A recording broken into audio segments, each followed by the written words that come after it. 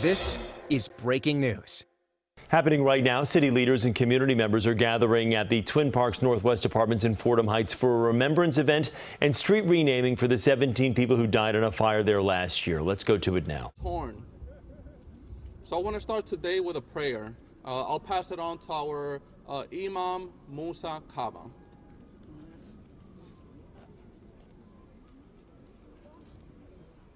Thank you so much for everything you've done for the community. أعوذ بالله من الشيطان الرجيم بسم الله الرحمن الرحيم ربنا آتنا في الدنيا حسنة وفي الآخرة حسنة ربنا آتنا في الدنيا حسنة وفي الآخرة حسنة وقنا عذاب النار ربنا لا تزغ قلوبنا بعد إذ هديتنا ربنا لا تزغ قلوبنا بعد إذ هديتنا وهب لنا من لدنك رحمة إنك أنت الوهاب. Thank you very much. Thank you. Appreciate it. Thank you. Thank you. Thank you so much. 1 year ago, we saw a devastating, indescribable, horrible Twin Parks tragedy that took the lives of 17 neighbors, including babies. A horrible tragedy, one of the worst tragedies in the history of the Bronx. And I want to start by thanking everyone who every single day has been here supporting this community every way possible. I want to start by thanking our local fire department. That day, we saw them running towards danger, towards a burning building, putting their lives at risk to save the lives of people they had never met, and we're so thankful for them. I also want to thank the Gambian Youth Organization, who has been working around the clock, on the ground, connecting these affected families to all the resources that they need to recover and heal. I want to thank many different organizations, including Bronx Works, the American Red Cross. I especially want to thank our local school right across the street, right next to the building, MS 391 in Tapco, for opening their doors that day and showing that they care.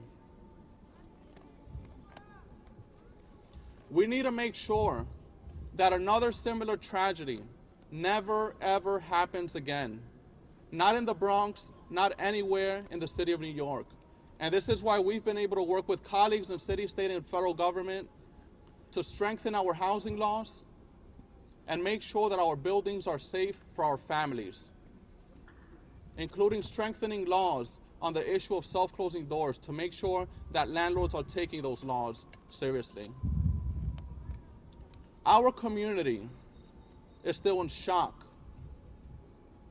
All of us are still in pain. You could see it. You could feel it. But I want to say one thing, one promise, which is that we are going to continue to be every single step of the way, supporting each and every single affected victim, every way possible. We're going to remember those 17 innocent people that lost their lives in this tragic fire. And we're going to remember the families who suffered more than we could ever imagine. And we're going to be with them every single step of the way as they heal, as they recover, and as they rebuild. So I want to thank all of you for joining. Later today, we're going to unveil the street co-naming to honor the life and the legacy and the work of Abdoulaye Touré, who was the first Gambian to move into Twin Parks. But before that, let's hear from a few of our local leaders. starting with our very own Bronx Borough President, Vanessa Gibson. Assalamu alaikum, my brothers, my sisters. Today we gather to reflect, to remember, to honor, standing in unison, the lives of our 17 neighbors who were husbands and wives, mothers and fathers, brothers and sisters, siblings, children that are fallen. We recognize those lives on this day 1 year later. January 9th, 2022, a day that we will forever remember, a dark day in the history of our community, of our borough, of our city, and our state. 1 year later, we gather together to reflect on those lives that we have lost, to celebrate their lives, the way they lived, and not the tragic way that they died. We recognize the residents of 333 Twin Parks Northwest, all the first responders, 200 plus firefighters that ran into a raging fire to save lives, members of the NYPD, Patrol Borough Bronx, the 4-6 Precinct, Office of Emergency Management, the American Red Cross, organizations on the ground from day one, GYO, Bronx Works, Muslim Community Network, so many others, ICNA Relief, leaders of all faiths, Imam Kaaba, so many of our Jewish leaders and Christian leaders that came together to shower these families and these neighbors with love, with comfort, with strength, with love, and with prayers. My faith tells me that there is nothing impossible when you trust in God, when you stand on His word, when you know that Allah is using us in a mighty way. Allah has sustained us over this year, these 365 days, days of pain, of frustration, of heartache, but somehow as a city and as a borough, we have found purpose from our pain. We have found strength within the storm. We may be damaged, but we are not destroyed. We may be bruised, but we are not broken. We are a stronger community. We have learned, and the deaths of our loved ones will not be in vain. From that day, a year ago, as I began this administration as your Bronx Borough President, I never knew January 9th would have such significance, such meaning, in a good way and a bad way. It has caused us to reaffirm our faith. It has caused us to reaffirm our commitment to our community, faith, fellowship, family, and community. The 17 neighbors that we have lost, our beloved family members, will live on in our hearts.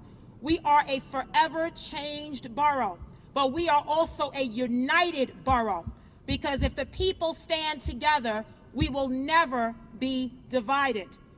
Today marks 1 year, but I remind everyone that in the days and the weeks and the months that continue after January 9th, we cannot lose sight of what is important.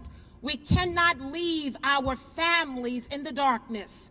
We have to continue to shower them with love and comfort and strength. We have been through so much as a city.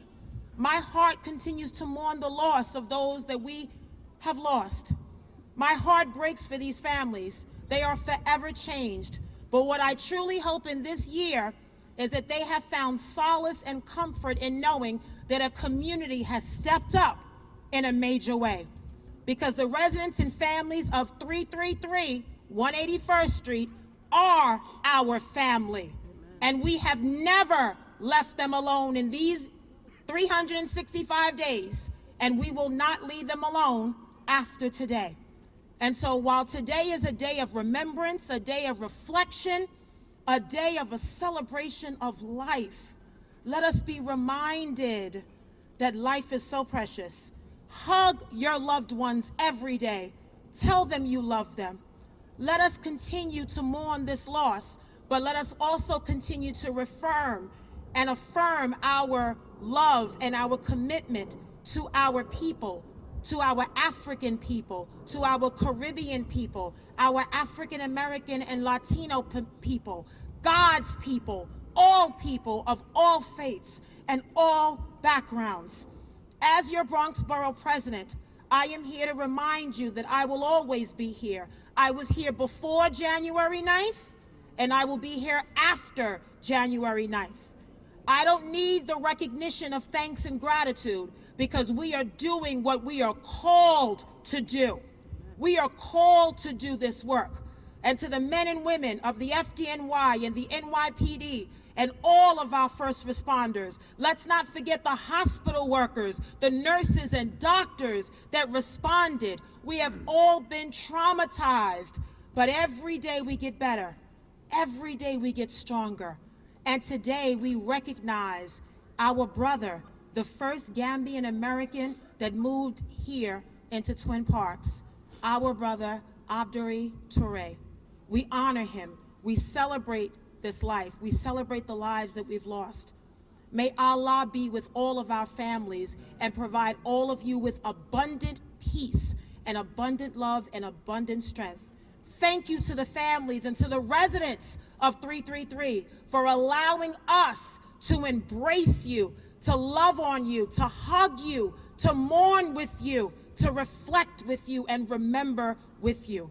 I pray that we take hold of this moment and we never lose sight, because a lot of times when the cameras leave and people feel lonely, they feel forgotten. Let us remind the residents of 333, whether they have relocated or they remain here, that they are not forgotten. May God bless all of us and allow us to continue to do this work. And in honor of all of those we lost, may we honor their memories, reflect on their lives, celebrate who they are, and honor our families. Assalamu alaikum, my brothers and my sisters. Thank you so much. Thank you so much, Bronx Borough President. And these last 12 months have not been easy, and we're so thankful and grateful for all the work that you've done around the clock. And now I want to introduce another person that has been working around the clock, Salim Jameh from the Gambian Youth Organization. Hello. Assalamu alaikum wa rahmatullahi wa barakatuh. My name is Salim Jameh. I'm the president of the Gambian Youth Organization. I want to thank everyone for gathering here today, from our elected officials, GYO partners, and family and friends of 333.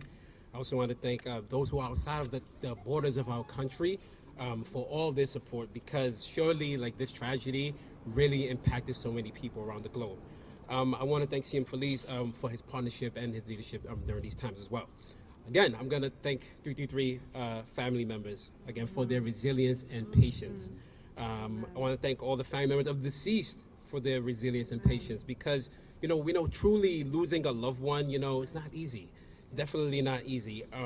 But as people of faith, we believe that God tests those he loves the most. May we all be amongst the people that God loves the most.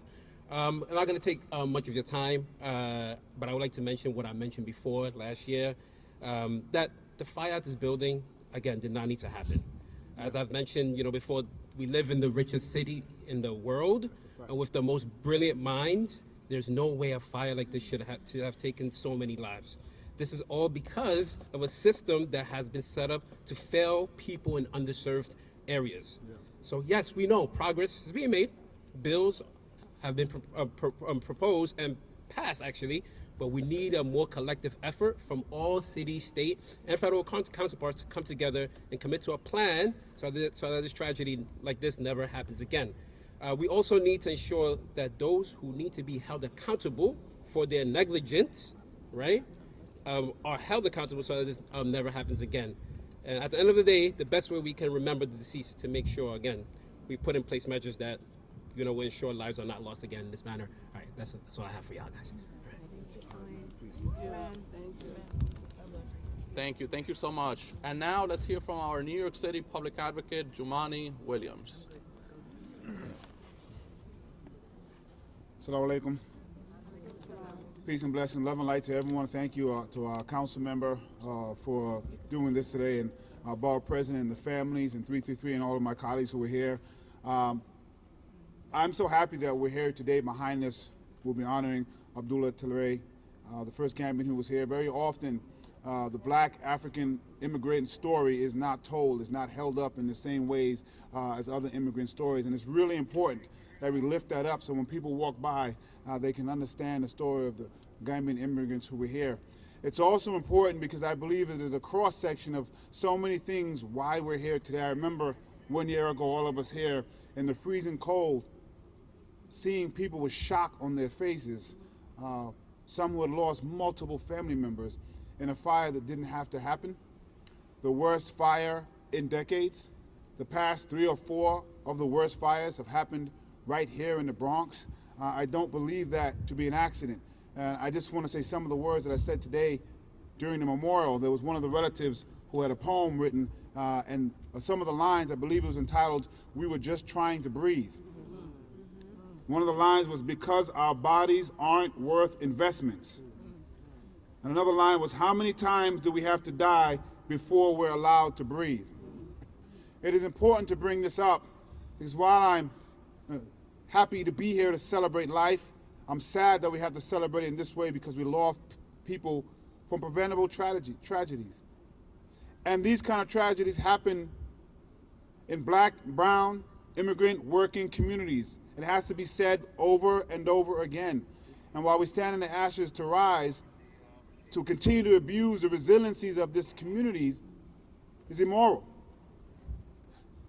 We have to make sure, and I'm happy as well that there have been some changes federally, some changes locally, but not enough. This was due to lack of proper, affordable housing. Until we take away the profit that people make by providing unacceptable housing, trying to deal with a housing crisis, this will continue to happen. We have to take away the profit that people have and make by not providing the heat that people need. And I'm going to say there are some people that should not own property in this city. And there are some people who should be held criminally liable for the things that are going on in black, brown, immigrant communities as they try to find housing that they simply cannot afford and have to deal with things that human beings shouldn't have to deal with it. And until we get that right, I fear that we'll be here again. So my hope is that when we gather here, all of us as leaders and communities, inshallah, we can say we actually did something to prevent these tragedies from happening again. But today, I want to stand with the families to remember the life of 17 people. The numbers and the ages are terrible to think about. But we must lift them up, and we must lift up Abdullah Talere so people remember them and their lives are not taken in vain. Peace and blessings. Assalamu alaikum.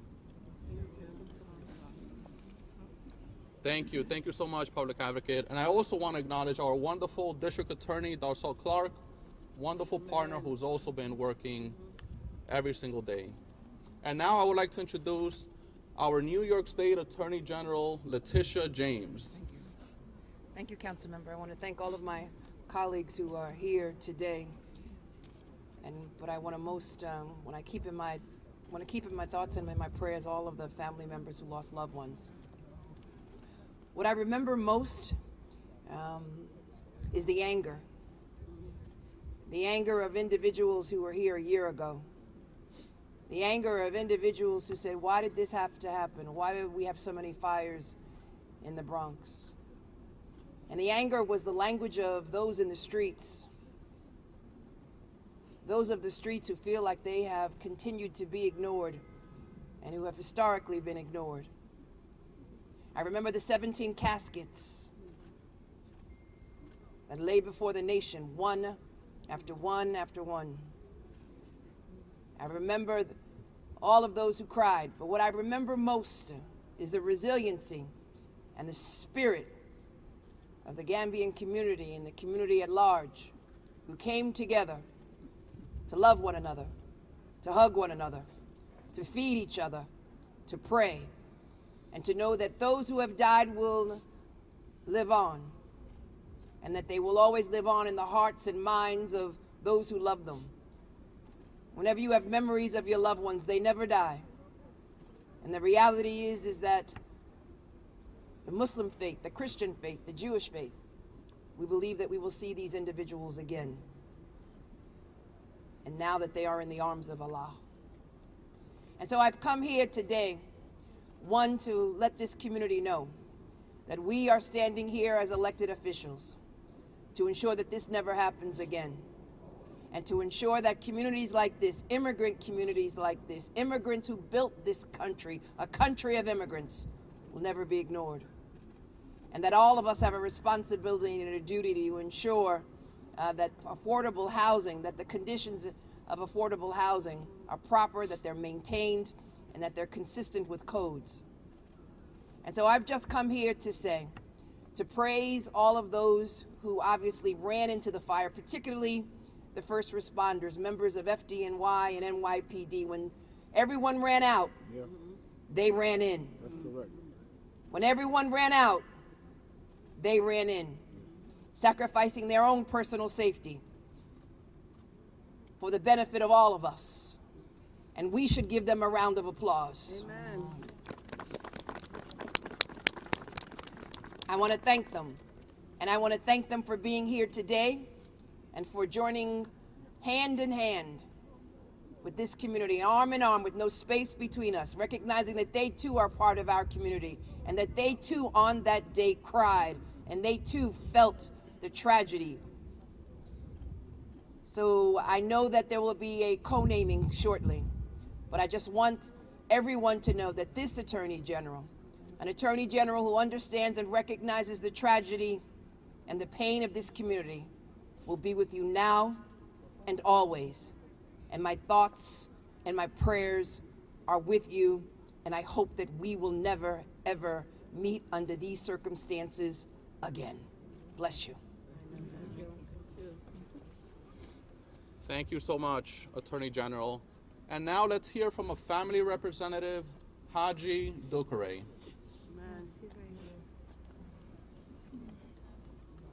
Thank you so much for joining us today. Thank you. Thank you very much. Assalamu alaikum, everyone. On behalf of the victims' families and members of the Gambian community, I want to thank the councilman and all elected officials. We're here today to honor the 17 victims. But there's one person that's very special to the Gambian community. In the Gambian community, when you say the Toure building, they know you're referring to 333. That's the short name for it. In the spring of 1988, I walked through those doors with $100 in my pocket. I came to see Ablaye Toure because someone told me he's the only Gambian that lives around here. That's over 30 years ago. From the day I walked in, I said hello to him. He asked me my last name. I told him my last name. He said, your father is my uncle. You are my cousin. And this is your home. And I have to tell you, the apartment was full of people. But his family, his entire family were so welcoming. It's amazing. And they were so happy to receive us. Countless number of Gambians. And some of us that are old enough to be around here in 1988, we know what this community was like. There was hardly any supermarket. The healthiest food I could find was banana from a bodega. I mean, there was no cable TV here. We had 212 area code. But we saw how, with the help of Ablaye Toure, with his vision, how this community was built, especially by immigrants. He told us to go to school. He personally encouraged me to go to school, to get an education. He said to me, America is your home. Open a bank account, buy a house. And more importantly, let's build a community center. Let's build a masjid. Let's teach our children our culture. So I'm so ever grateful and so thankful personally for Ablaye Toure. And I'm really glad and thrilled that we're honoring him today. And I'm thankful for his family for sharing him with the entire Gambia and the immigrant community. FDNY, I can't thank you enough for your work and your sacrifices. Our elected officials, I mean, they've been with us, some of them even way before this tragedy. Vanessa Gibson, I call her our sister. She's always been with this community before she became borough president, and I know she's always going to be here. All right, and we still continue to challenge our elected officials to pass legislations. I mean, this should never happen in our communities. This happens way too much in our communities. And we can't say it enough. Every winter, it's space heaters, Christmas trees. I mean, it's always in our neighborhoods. I mean, nothing against the Upper East Side, but we don't hear about that there. All right, but with that said, I just wanted to thank everyone for this day and this moment. And Assalamu alaikum wa rahmatullahi wa barakatuh. Thank you. Thank you so much. Thank you. And now we'll hear from another family representative, Fatu Wagay.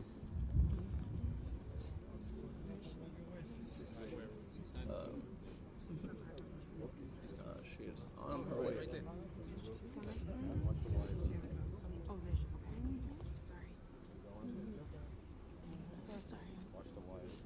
Assalamu alaikum, good afternoon everyone. I'm joined here with Ms. Phillip, and I intentionally wanted to bring her here because I think her presence deserved great mention, and she's also an unsung hero of this community. Alongside Kisma Abdullahi Toure, she was also the tenant association leader of this building, helped develop this neighborhood and help this place become home for many of us. So I just wanted to acknowledge her here and bring her over. You're welcome. Thank you so much. And before I go to my remarks, I'm also thinking very much today of my 4 cousins, all American citizens who lost their mom and dad, Uncle Haji Jawara and Auntie Situ Jabi, and are still back home in the Gambia and have been unable to come because their grandma, who's their primary guardian, was denied visa to be able to come. So I hope you all can keep them in your thoughts and prayers today. We all grew up knowing Building 333 as Toure Kunda, translated in Soninke to Toure home. It was here that our parents, the first wave of African immigrants in the Bronx in the 1980s and 1990s, marked their foundation in their new home in search for opportunities, receiving endearing welcome from our African American and Latinx neighbors. It was here that first generation West African Americans will hear their names and will first hear their names and verses of the Quran whispered in their ears. It was here where our elders found a part of our ancestral home, or part of the Smiling Coast with them.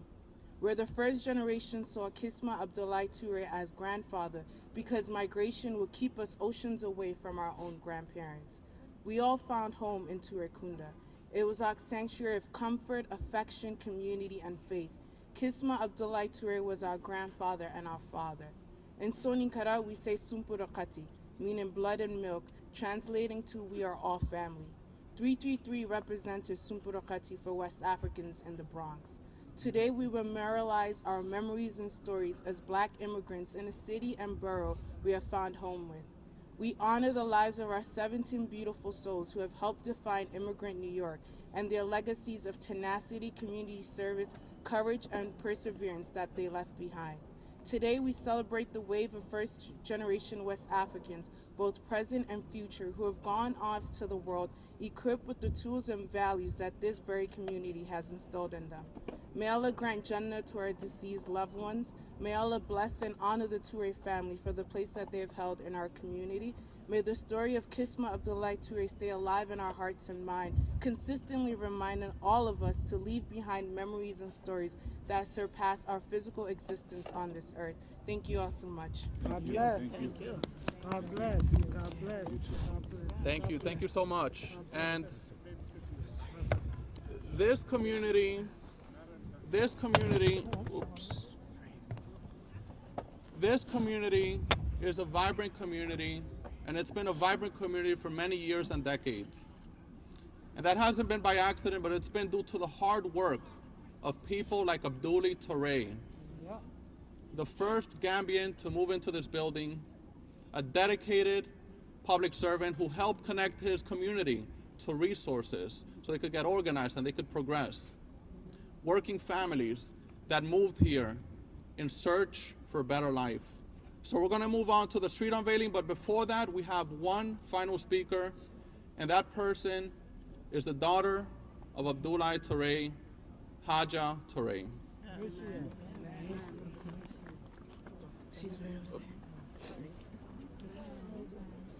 Thank you so much for joining us. Thank you. Hey, darling. Assalamu alaikum. Good afternoon, everyone. Speaking on behalf of my siblings, my mothers, my cousins, the entire community of 333, I grew up here.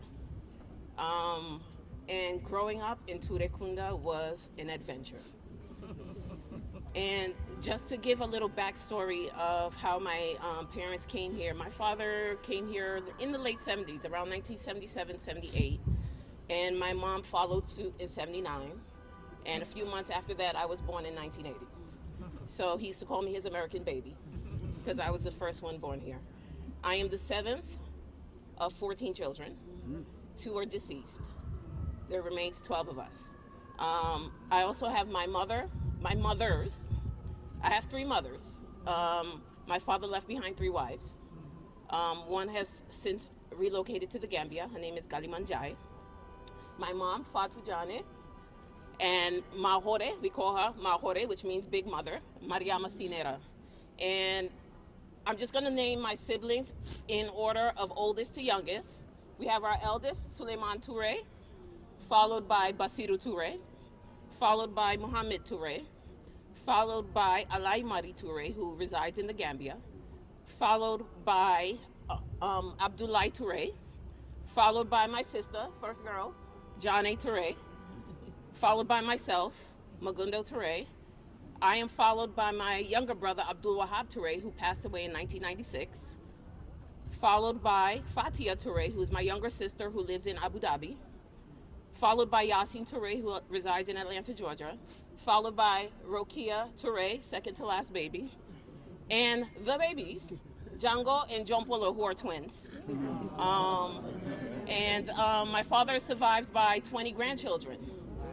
And we are humbled, honored, appreciative, and blessed that this honor was bestowed upon my father. And not discounting the trials and tribulations and the suffering of the 17 people who lost their lives during this tragic tragedy. My father was selfless. He gave what he had, and he always instilled in us that giving to charity does not make you poorer. He instilled the value of us being Muslims. He taught us our deen, which means religion. He taught us our culture. We spoke only Soninke in the house. We all speak Soninke fluently. But as I speak here, you wouldn't think I spoke another language, would you? Right? I understand my culture, and I respect the decisions that my parents made for us because that's what they knew. A lot of it was difficult, a lot of it was strange because you have your culture at home and then you come out into the world. You have your school life, your neighbors, but we made it our own. We are all productive members of society and we all take care of ourselves. But that piece of giving, you don't give because you have. You give because your brother is in need. If you see someone that needs help, you help them. This is the value that my father instilled in all of us. Not forgetting this community. The reason why we grew up the way we did and he opened our doors is there weren't many resources available to people. That pathway to citizenship. My father was a Reagan Republican. He was a Reagan Republican. But when he got his citizenship, it was on I had just turned 18 and we went to vote together and I made him vote Democrat. But anyway, but he was a Reagan Republican because that pathway to citizenship was given during that administration. So as I speak here, just to live, for my father's legacy to live on, how do we encourage our leaders to continue to make that pathway to citizenship easy? And thinking of all the resources that were bestowed upon me, after school programs, etiquette classes, all of these are resources that are very few and far between. And I see a lot of kids on the streets and they don't have those after school resources that we've had. I don't see those anymore. And we need that in this community just to keep it going. We need to keep the kids busy. There are too many idle hands in this community. Also, like we all went to IS 137. It was called at that time. Now it's MS 391. We all went to PS 9. And then I remember all the community advocates. Miss Luella Hatch up the block was a great friend of my father. She was a part of our family. She was in our house all the time. They always came together and brought the trucks of food for those who were less fortunate. How do we keep these programs going? And this community is still in need. Not forgetting all of the laws and legislation that needs to happen for buildings like this. This was affordable. This is home. How can we make it even a better home? Right? And also, like, even the 46th precinct, they were a resource for us.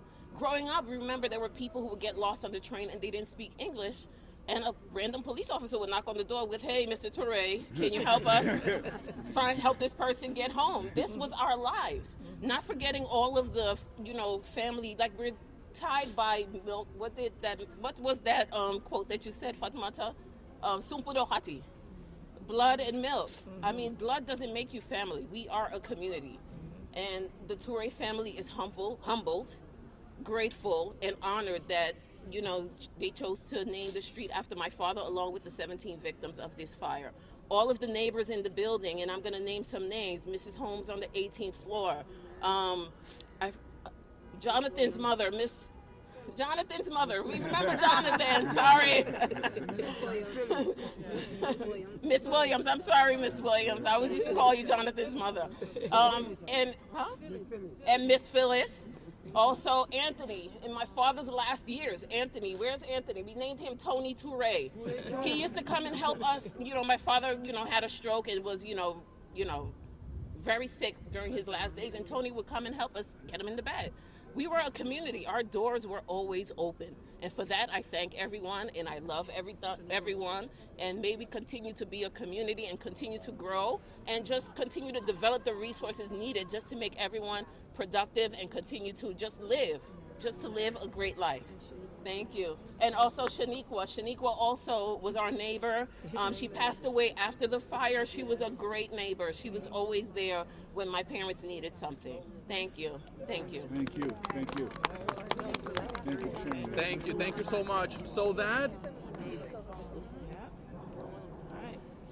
So again, just want to thank the entire community. These last 12 months have not been easy for any one of us, and especially for the people of Twin Parks. And we're just so thankful for everything that all of you have done, including just staying united and working together to help all the affected families. That concludes today's program. We're going to move forward and unveil our brand new street sign. All right. We're going to be joined by elected officials, family, and the entire community. Thank you for sharing that. Beautiful.